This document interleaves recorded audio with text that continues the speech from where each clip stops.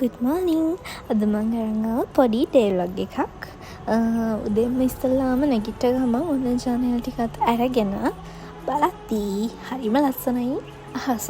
තනි නිල් පාටට තිබ්බා.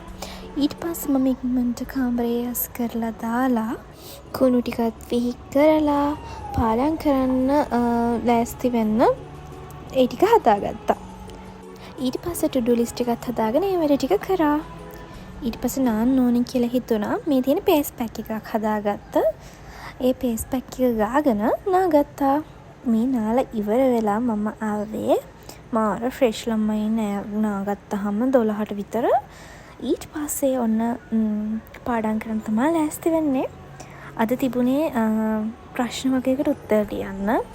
ඔයගොල්ලොන් බල හරි කමක් නෑ ප්‍රශ්න වලට උත්තර ලියන්න. ටියුට් එකෙන් හරි නෝට් එකෙන් හරි බලාගෙන ප්‍රශ්නෙට උත්තරේ ලියන්න. ඊට පස්සේ ඒ ප්‍රශ්නෙම අරගෙන උත්තරේ ඊළඟ එකට මතකෙන් ලියන්න try කරන්න. මම මේ ඒක තමයි කරන්නේ.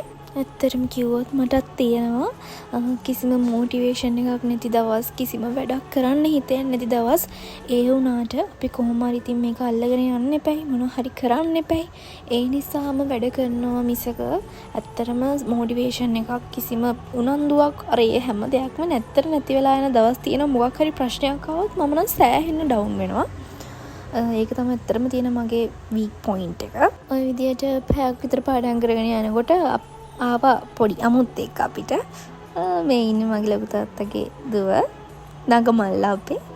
මේ එයාත් එක්ක පොඩ්ඩක් වෙලා කෝලම් කර ඉඳලා පොඩ්ඩක් ස්ට්‍රෙස් නැති වෙන්නත් එක්ක එයාගේ තිබ්බ වැන්ඩලා බුක් එක. අපි දෙන්න ඉතින් ඒක පාට කර හිටියා. ඊට පස්සේ ඔන්න එක පාටම වහින්න ගත්ත ළමයි පුදුම කම්මැලිකමක් එන්නේ. ওই විදිහට හයියෙන් බැස්සහම සීතලයි. දැන් වෙලාවත් 4ට විතර තිබ්බ නිසා 5 විතර වෙනකම් මම චුට්ටක් නිදාගත්තා.